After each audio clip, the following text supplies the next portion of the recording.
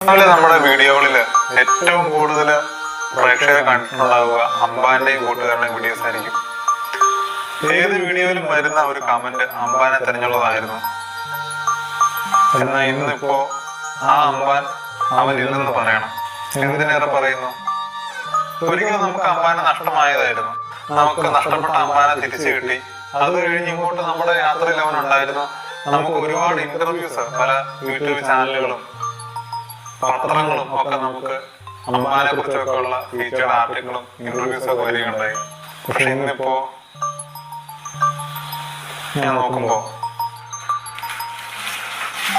അംബാനെ ആ കള്ളപ്പന്നി പ്രസവിച്ചു കഴിഞ്ഞു.